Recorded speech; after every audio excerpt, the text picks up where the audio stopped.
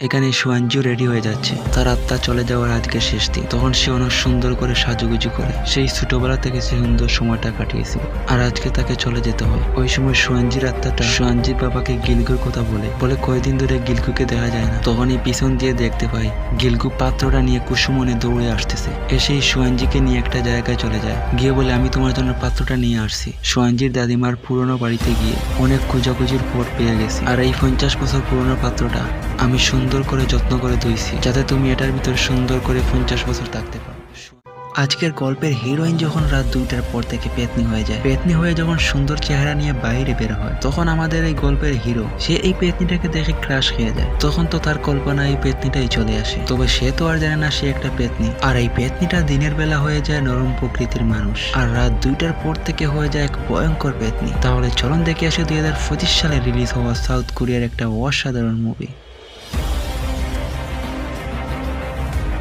গল্পের শুরুতে আমাদের হিরো গিলগুকে দেখতে পায়। সে রাতের অন্ধকারে হঠাৎ করে একটা আওয়াজ শুনতে পায়, কান্নার আওয়াজ শুনে সে দেখতে পায় একটা সুন্দরী মেয়ে এখানে বসে কান্না করতেছে। আর আমাদের হিরো গিলগু সে তো দেখে ফিদা হয়ে গেছে। তখন সে কান্না করার পর দেখতে পায় মেয়েটা হাসতেছে। তখন তো সে কনফিউজে পড়ে যায়, মেয়েটা একবার হাসে আবার একবার কান্নাও করে, বুঝতে পারলাম না। আর এইখানে মেয়েটি হলো আমাদের গল্পের হিরোইন পেতনি সুয়াঞ্জি। রাতে যখন গিলগু লিফটে থাকা অবস্থায় ঘুমিয়ে পড়ে, ওই সময় হঠাৎ করে ভূতের মতো হাত বাড়িয়ে লিফটে ঢুকে সুয়াঞ্জি। গিলগু তখন বয়ে দৌড়াতে থাকে। ওই সময় সুয়াঞ্জি গিলগুর গলায় ধরে ভূত পেতনির মতো মারতে থাকে, আর গিলগু বাঁচার জন্য চিল্লাইয়া কোনো লাভ হয় না। এরপর থেকে গিলগু সুয়াঞ্জিকে এতটা ভয় পায়, তার জন্য এখন সে লাঠি নিয়ে ঘোরাফেরা করে। এখানে গিলগু সুয়াঞ্জির দোকানে আসছে। দোকানে আসার কারণ হচ্ছে যে সে সুয়াঞ্জির রহস্যটা জানবে, যে সে পেতনির মতো আচরণ করে কেন, সে কি আসলেই পেতনি। ওই সময় সে দোকানে এসে সুয়াঞ্জিকে না পেয়ে একটা মেয়েকে পায়। মেয়েটাকে জিজ্ঞাসা করে সুয়াঞ্জির বিষয়, তবে ওই সময় সুয়াঞ্জিও এখানে চলে আসে। সুয়াঞ্জিকে এই অবস্থা দেখে সে তো আরো ফিদা হয়ে যায়, ভাবতেছে রাতের ওই কান্না থাকা অবস্থায় তো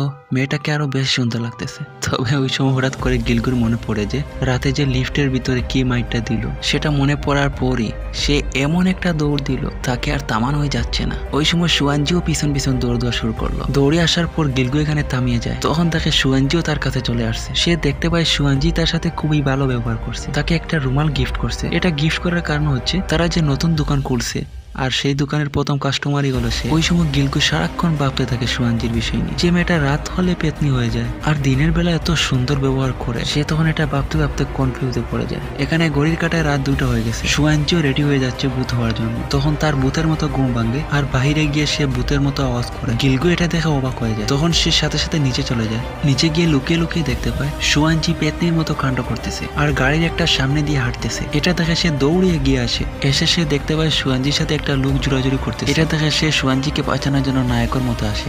এসে সে ওই লোকটার কলারে ধরে বলে, তুমি ওর সাথে এমন করো কেন।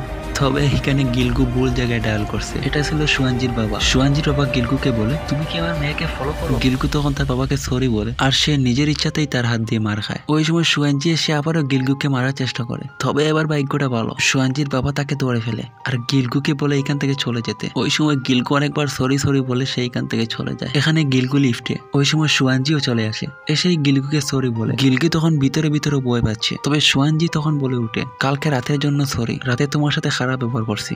গিলগু তখন বলে উঠে, ইটস ওকে। এখানে গিলগু বুঝতে পারতেছে না যে সে কি করবে। সুয়াঞ্জিকে তার খুবই ভালো লাগে, তবে তার সাথে যদি ঠিকঠাক মতো কথা বলতে যায়, পরে যদি সে আবারও ভূত হয়ে যায়, সেই বই পাচ্ছে। এবার লিফটে সুয়াঞ্জি ভালোই ব্যবহার করে, কারণ সুয়াঞ্জি দিনের বেলা খুবই ভালো থাকে, তবে রাত 2টার পর থেকে সে ভূত হয়ে যায়। রাত 2টা হয়ে গেছে, সুয়াঞ্জিরও ভূতের কাণ্ড শুরু হয়ে গেছে। এবার কিন্তু সাথে তার বাবাও আছে।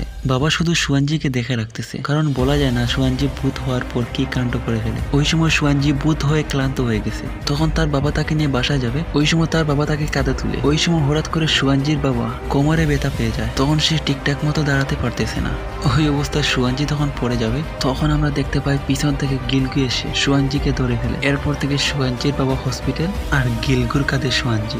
সুয়াঞ্জির বাবা গিলগুকে বই দেখিয়ে সুয়াঞ্জি রাতে ভূত হওয়ার পর তার দেখাশোনার দায়িত্বটা গিলগুর উপর দিয়ে দেয়। গিলগু তখন না পারতে রাজি হয়ে যায়, আর ভিতরে ভিতরে বই ফেলেও কি হবে, এটাও ভাবতেছে যে সে তো সুয়াঞ্জিকে পছন্দ করে, তো তার জন্যই ভালো হবে। সে সুয়াঞ্জির সাথে সাথে ঘুরলো। এরপর থেকে গিলগুর দায়িত্ব শুরু হয়। সুয়াঞ্জির বাবা গিলগুকে বলে, সুয়াঞ্জি রাত 2টার পর কেন ভূত হয়, বলে রাত 2টার পর নাকি তার উপর ভূতে বর করে। আর কেমনে কি হলো সেটা আমরা আরো পরে জানতে পারবো। এখানে রাত 2টার পর থেকে গিলগুর ডিউটি শুরু হয়ে গেছে। সোয়ানজি অদ্ভুত কাণ্ড করলে গিলগু তাকে আটকায় আর সুন্দর করে তার দেখাশোনা করে। দোকানে গেলে দোকানের খাবারগুলো নষ্ট করে ফেলে আর রাস্তায় অদ্ভুত ভাবে ঘোরাফেরা করে। গিলগু তাকে মাঝে মধ্যে খাওয়াইয়া দেয় আর রাতে সুন্দর জায়গায় ঘুরতেও যায়। দিনের বেলায় সোয়ানজি সুন্দর প্রকৃতির মানুষ হয়ে দোকানে কাজ করে। গিলগুও তাদের সাথে হেল্প করে আর গিলগু আস্তে আস্তে সোয়ানজির উপর তার এই অদ্ভুত আচরণের মায়ায় পড়ে যায় আর মাঝে মাঝে এই অদ্ভুত ভূতের দায়িত্ব নিয়ে ক্লান্ত হয়ে পড়ে। আর এখানে দুজনের একসাথে চলাফেরার কারণে আস্তে আস্তে দুজনেরই ভালো লাগা সৃষ্টি হয়। রাতে এখানে দেখতে পাই একটা লোক আত্মহত্যা করার চেষ্টা করতেছে। পুলিশ তাকে বাধা দিতে চাইলে সে কথা শুনে না। সোয়ানজি এটা দেখে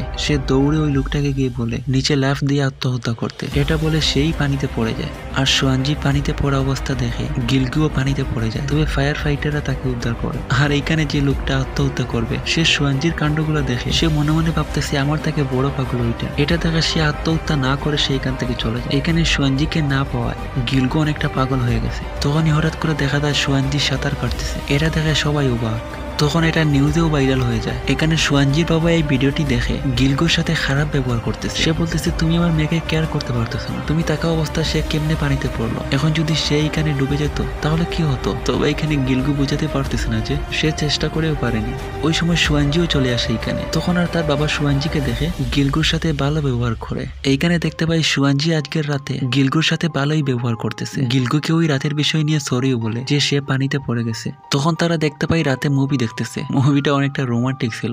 গিলগু এটা দেখে সেও একটু রোমান্টিক করার চেষ্টা করে। ওই সময়ই সোয়ানজি ভূতের কাণ্ড শুরু করে ফেলে। ওইখানে একটা কাপড় তারাও মুভি দেখতেছে, তাদের কাছে গিয়ে সে ঝামেলা শুরু করে দেয়। গিলগু মনে মনে ভাবছিল আজকে রাতকে হয়তো সোয়ানজি ভালোই ব্যবহার করবে, তবে শেষমেশ সে তার কাণ্ড শুরু করে দিল। এর জন্য গিলগু সোয়ানজির কাছে ক্ষমাও চায়। এরপর সোয়ানজি চায় সমুদ্রে ঘুরতে। তখন গিলগু সমুদ্রে নিয়ে ঘুরতে যায়। তখন তাদের দুজনের সুন্দর মুহূর্ত কাটে। তবে রাত হলে আবার ভূতের কাণ্ড শুরু হয়ে যায়। এখানে সোয়ানজি গিলগুর উপর অনেকটা রেগে যায়। তারপর সে দৌড়াতে থাকে। তার পিছন তাকে আটকাতে গিলগু দৌড়াতে থাকে। দৌড়াতে গিয়ে গিলগুর সামনে একটা গাড়ি আসে আর তখন সে মাটিতে পড়ে যায়। গাড়ির লোকটাকে দেখে বোঝা যাচ্ছিল যে এই লোকটার ভিতরে কোনো রহস্যময় কাহিনী লুকিয়ে আছে। সোয়ানজি এখনো দৌড়াচ্ছে। ওই সময় সে দৌড়ে থাকা অবস্থায় তার মাথায় কিছু পুরনো স্মৃতি রহস্যময় কাহিনীগুলা ভেসে ওঠে। আর তখনই সে সাথে ওইখানে থেমে যায়। উপরে চেয়ে দেখতে পায় এখানে একটা দড়ি লাগানো আছে। আর এই দড়িটার সামনে দেখে সে ঠিকঠাক মতো তার পাউটা লড়াচড়া করতে পারতেছে না। এখানে দড়ি যে যতটুকু সীমানা দেওয়া হয়েছে এর বাহিরে পা নিতে পারতেছে না সোয়ানজি। ওই সময় গিলগুও চলে আসে এখানে সোয়ানজিকে অনেক ক্লান্ত দেখে সে এক বোতল সোয়ানজিকে পানি দেয়। আর সোয়ানজির কষ্টগুলো দেখে সে বলে আমি এখন থেকে তোমাকে কোনো কষ্ট পেতে দেব না, সব সময় হ্যাপি রাখার চেষ্টা করব। এরপর সে সোয়ানজিকে বলে তাকে বিশ্বাস করতে। এরপর গিলগু সোয়ানজিকে নিয়ে চলে যায় তার একটা পছন্দের জায়গায়। সেখানে গিয়ে তারা ভালো মুহূর্ত কাটায়। ওই সময় সুন্দর মুহূর্ত কাটানোর সময় তার ছোটবেলার পুরনো কিছু স্মৃতি মনে হয়ে যায়। এমন ভাবে সে তার মা বাবার সাথেও সুন্দর মুহূর্ত কাটিয়েছিল। পরে সোয়ানজিকে নিয়ে একটা ফুলের বাগানে ঘুরতে চলে আসে। ওইখানে সোয়ানজির অনেক সুন্দর ছবি তুলে দেয়। সোয়ানজি বসে তার একটা সুন্দর ছবি আঁকায়। ছবিটা দেখতে কিউট হলেও তাকে পেতনির মতো লাগে। ওই সময় সোয়ানজি বলে উঠে সে নাকি অনেক ফেমাস, তার ওই নামে সবাই চিনে থাকে। তবে এখানে গিলগু বলে উঠে কই, এই নামে তো কেউ চিনে না, আর এই নামে তো কারো নামই শুনিনি। ওই সময় সে তার ভূতের কাহিনীটা বলে আর সেটা নাকি কেউ সরাতে পারবে না। গিলগু তখন বলে উঠে এই ভূত তুই এখান থেকে চলে যা, আমি তোকে রাতের বেলায় আদেশ দিতেছি, তুই এক্ষুনি ওই দেহ থেকে চলে যা। সোয়ানজি বলে উঠে 3 বার বলো তাহলে চলে যাবে। গিলগু তখন 3 বার বলে উঠে। এখানে সোয়ানজির বাবা গিলগুকে অনেক প্রশংসা করতেছে, কারণ গিলগু সোয়ানজিকে নিয়ে অনেক জায়গায় ঘোরাফেরা করছে আর সোয়ানজির পছন্দের শখগুলো পছন্দ করছে। এতে সোয়ানজির আত্মা খুশি হয়ে 30 মিনিট কমিয়েছে। এটা শুনে সোয়ানজির বাবা অনেক খুশি, যেটা সে অনেকদিন ধরে করতে পারেনি সেটা গিলগু করিয়ে দেখিয়ে দিয়েছে। ওই সময় সোয়ানজির বাবা গিলগুর অনেক প্রশংসা করে, বলে তুমিই পারবে আমার মেয়ের আত্মাটা সরিয়ে দিতে। এরপর তারা সোয়ানজিকে নিয়ে একটা পার্টিতে চলে যায়, তাতে সোয়ানজির আত্মা আরো খুশি হয়। পার্টিতে আসার পর সোয়ানজি কোথাও উদাও হয়ে যায়। গিলগু খুঁজতে গিয়ে দেখতে পায় ওই রহস্যময় লোকটা এখানে চলে আসছে। এখানে সোয়ানজির সাথে জোর জাবত করতেছে। লোকটি বলে উঠে সোয়ানজির কি হোক। গিলগু তখন বলে উঠে আমি ওর বয়ফ্রেন্ড হই। তারপর রহস্যময় লোকটা চলে গেলে সোয়ানজির আত্মাটা রেগে যায়, বলে আমি কি তোমার বয়ফ্রেন্ড হই। ওই সময় গিলগু তো ভয় পেয়ে যায়। পরের দিন ওই লোকটা সোয়ানজির দোকানে চলে আসে। এসে সে গিলগুর সাথে একা কথা বলে সোয়ানজির ভিতরে যে অদ্ভুত আত্মাটা আছে সেটা আমি বের করে দিতে পারবো, শুধু তুমি আমাকে একটু হেল্প করতে হবে। তবে এখানে সোয়ানজির আত্মাটা গিলগুকে একদিন বলেছিল সে সোয়ানজি আর সোয়ানজির পরিবারকে কষ্ট দিতে চায় না, আর সে আস্তে আস্তে এমনি চলে যাবে, আর তার ভিতরে অনেক কষ্ট লুকিয়ে আছে। গিলগুর এটা মনে পড়লে গিলগু তখন ওই লোকটার সাথে রাজি হয় না। এইখানে একটা মেয়ে এসে সোয়ানজিকে বলতেছে তার পায়ের ফিতাটা বেঁধে দিতে। সোয়ানজিও তখন পায়ের ফিতাটা বেঁধে দেয়। মেয়েটি ধন্যবাদ জানিয়ে একটা ক্যান্ডি দেয় ক্যান্ডিটা সুয়ানজি খেয়ে সে তখন গাড়িতে অজ্ঞান হয়ে পড়ে। অজ্ঞান হওয়া অবস্থায় ওই অদ্ভুত লোকটা ওইখানে চলে আসে, এসে সুয়ানজিকে কিডন্যাপ করে নিয়ে যায়। এখানে গিলগু সুয়ানজির জন্য অপেক্ষা করতেছে। তখন সুয়ানজির বাবাকে সুয়ানজির বিষয় বলে সুয়ানজির এত লেট করে আসার কথা না, সে আজকে এত লেট করে আসে কেন? তখন গিলগুর হঠাৎ করে মনে পড়লো যে আজকে হলো অমাবস্যার রাত। এই রাতে সুয়ানজির আত্মাটা অনেক দুর্বল হয়ে পড়ে। তখন সে সুয়ানজির লোকেশনটা ট্র্যাক করে সে সাথে সাথে ওই জায়গায় চলে আসে। আর এখানে ওই লোকটা সুয়ানজিকে বেঁধে রাখছে। আর এখানে সে সুয়ানজির আত্মাটাকে জাদু করবে, জাদু করে সুয়ানজির আত্মাটা বের করবে। তবে তখন ওই সময় গিলগু চলে আসে, এসে ওই লোকটার সাথে ফাইট করে। এখানে গিলগু লাঠি দিয়ে ফাইট করতে অনেকটা এক্সপার্ট থাকার কারণে সে সহজে ওই লোকটার সাথে ফাইট করতে পেরে উঠতে পারে। তারপর সুয়ানজি ক্যামেরা ভেঙে ফেলে।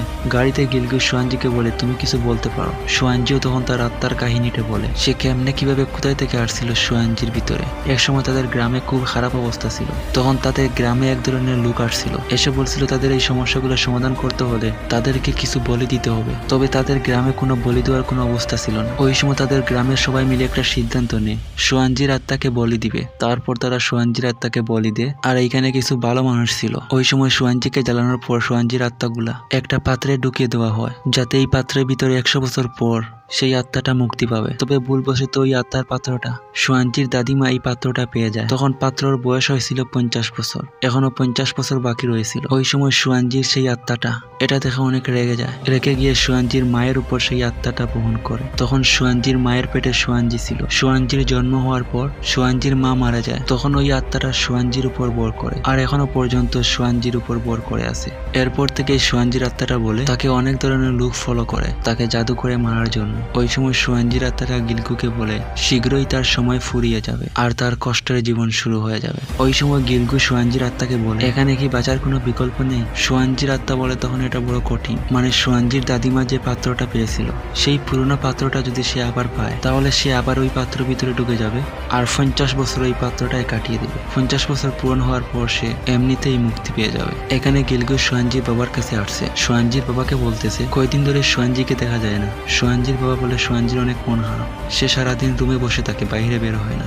গিলগু তখন বুঝতে পারে সুয়ানজি বলেছিল খুব শীঘ্রই সে শেষ হয়ে যাবে, তার আত্মাটা সুয়ানজির শরীর থেকে বের হয়ে যাবে। এই কারণে সে মন খারাপ করে বসে আছে। ওই সময় গিলগুর সুয়ানজির আত্মার জন্য অনেক কষ্ট লাগে। তখন সে সুয়ানজির বাবাকে বলে ওঠে সুয়ানজির দাদিমার বাড়ি কোথায়। তখন সে সুয়ানজির বাবার কাছে লোকেশনটা পেয়ে সে অনেক খোঁজাখুঁজির পর ওই বাড়িটায় চলে আসে। এসে সে ওই পুরানো পাত্রটা খুঁজতে গিয়ে বাড়ির আশেপাশে সব জায়গায় গর্ত করে, তবে সে কোথায় ওই পাত্রটা খুঁজে পায় না। বসে বসে হঠাৎ করে সে লক্ষ্য করে একটা পাখি এসে পাথরের উপর গান গাইতেছে। তখনই সে অনেক কষ্টে এই পাথরটা সরিয়ে সে ওইখানে গর্ত করে সে পাত্রটা পেয়ে যায়। পাত্রটা পেয়ে সে খুশিতে তাড়াহুড়া করে সে আবারও বাড়িতে আসার জন্য রওনা দেয়। এখানে সুয়ানজিও রেডি হয়ে যাচ্ছে, তার আত্মা চলে যাওয়ার আজকে শেষ দিন। তখন সে অনেক সুন্দর করে সাজুগুজু করে সুয়ানজির আত্মাটা সুয়ানজির বাবার সাথে বের হয়। ওই সময় সুয়ানজির আত্মাটা সুয়ানজির বাবার সাথে কাটানো সময়গুলো মনে করে সেই ছোটবেলা থেকে সে সুন্দর সময়টা কাটিয়েছিল আর আজকে তাকে চলে যেতে হবে। ওই সময় সুয়ানজির আত্মাটা সুয়ানজির বাবাকে গিলগুর কথা বলে কয়দিন ধরে গিলগুকে দেখা যায় না। তখনই পিছন দিয়ে দেখতে পাই গিলগু পাত্রটা নিয়ে কুসুমনে দৌড়ে আসতেছে। এসেই সুয়ানজিকে নিয়ে একটা জায়গায় চলে যায়, গিয়ে বলে আমি তোমার জন্য পাত্রটা নিয়ে আসছি। সুয়ানজির দাদিমার পুরনো বাড়িতে গিয়ে অনেক খোঁজাখুঁজির পর পেয়ে গেছি, আর এই 50 বছর পুরনো পাত্রটা আমি সুন্দর করে যত্ন করে ধুইছি যাতে তুমি এটার ভিতরে সুন্দর করে 50 বছর থাকতে পারো। সুয়ানজির আত্মাটা তখন গিলগুর চেহারার দিকে তাকিয়ে দেখে গিলগুর চেহারার অবস্থা অনেক খারাপ, সে তার জন্য অনেক কষ্ট করছে। সুয়ানজির আত্মার শেষ বেলা গিলগু সুয়ানজির আত্মাকে তার সাথে কাটানো তার স্মৃতিগুলা সব বলে। সুয়ানজির আত্মা তখন এটা শুনে অনেক কান্না করে, আর এখানে গিলগু ও সুয়ানজির আত্মার উপর মায়া পড়ে যায়। গিলগু বলে তুমি পাত্রের ভিতরে ঢুকে তোমার পাত্র বড় আত্মাটা আমি 50 বছর যত্ন করে রেখে দেবো, এরপর তুমি শান্তিতে মুক্তি পাবা। তখন গিলগু সুয়ানজির আত্মাকে বলে সুয়ানজির জীবন থেকে সুন্দর মতো চলে যেতে, আর বলে চলে যাওয়ার আগে বলে সুয়ানজির আত্মাটার নামকে সেটা বলতে। ওই সময় সুয়ানজির আত্মাটা অনেক কান্না করার পর বলে আমার নাম মনি ইয়াং। গিলগুরের চোখে একটু একটু করে কান্না চলে আসে। সে বলে মনি ইয়াং খুবই সুন্দর নাম, আর বলে মনি ইয়াং তুমি কি রেডি পাত্রের ভিতরে ঢুকতে? এরপর গিলগু সুন্দর করে পাত্রটা খুলে দেয় আর বলে চলে আসো মনিয়াং, আর তোমার আত্মাটা শরীর থেকে ত্যাগ করো। তখন মনিয়াং আত্মাটা অনেক কান্না করে আর দৌড়ে এসে সুয়ানজি গিলগুকে জড়িয়ে ধরে, আর ওইদিকে সুয়ানজির আত্মা মনিয়াং সে সুন্দর করে পাত্রের ভিতরে ঢুকে যায়। আর এরপর থেকে সুয়ানজিও ভালো হয়ে যায়। সুয়ানজি 2টার পর ঘুমিয়ে থাকে, ভূতের মতো আচরণ করে না। আর সুয়ানজির বাবা গিলগুকে জড়িয়ে ধরে ধন্যবাদ জানায়। কয়েকদিন পর দেখতে পাই সুয়ানজিও বিদেশ চলে যায়, আর এখানে সুয়ানজির বাবাও দোকান বিক্রি করে দেয়। আর এখানে গিলগু তার পছন্দের কাজ বেছে নেয়। সোয়ানজি এখানে গিলগুর কথা ভাবতেছে, আর তারা চলে গেলে কি হবে। গিলগুর সাথে কাটানো মুহূর্তগুলো এখনো মনে আছে, তার গিলগুর সাথে কাটানোর সময়গুলা অনেক ভালো ছিল। আর এগুলা ভাবতে ভাবতেই আমাদের এই গল্প এখানে শেষ হয়ে যায়। তবে এখানে গিলগু সোয়ানজির আত্মা মনিওয়াংকে সুন্দর করে যত্ন করে রেখে দিয়েছে।